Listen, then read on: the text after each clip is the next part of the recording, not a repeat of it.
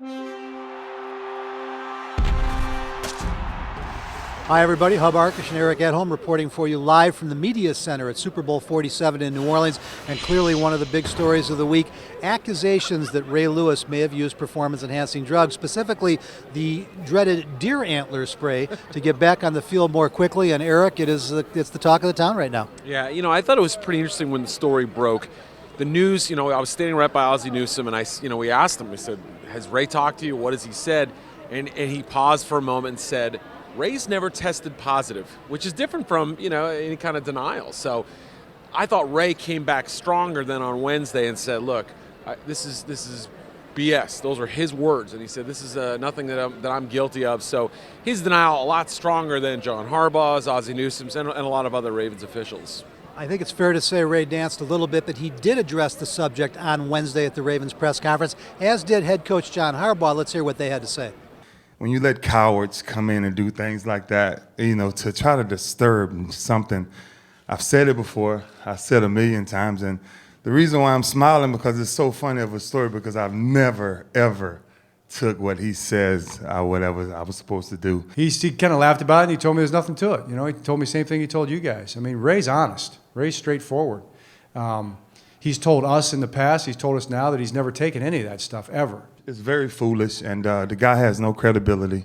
He's been sued 4 or 5 times over this same BS. He's been through this so much. Ray's he's a singularly focused individual. He understands what's important, and he understands what's important as our football team heading into Sunday.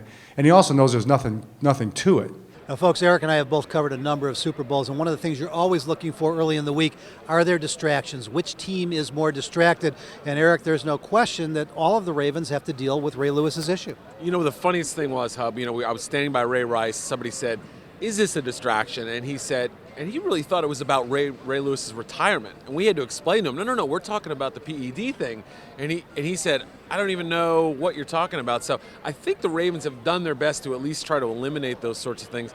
But a lot of these guys are following it. They obviously know this is Ray's last game. It's been the big story. They're keeping track of some of this stuff. Yeah, one of the things about the Super Bowl, you can only keep something quiet for so long. Let's hear what a few of Lewis's teammates had to say on the subject. He's been doing this for 17 years, and you got to be doing something great like that for people to even come at you. The people who's doing it understood that everybody right here was going to be here. It was going to get media attention, and it can help him boost his business. I know it's your job, but when I tell you that, it's just it's nonsense. Like this is the best they can come up with now. All right, whatever. For me and my teammates, I promise you, we have a strong group of men that we don't bend too much, and we keep pushing forward. So it's not a distraction at all for us. As a football team, it's not even a factor for us. So we're moving right through to our challenge, which is the San Francisco 49ers on Sunday night. So, Eric, at the end of the day, there's 2 stories here. Ray Lewis is done after Sunday regardless. What will this do to his legacy?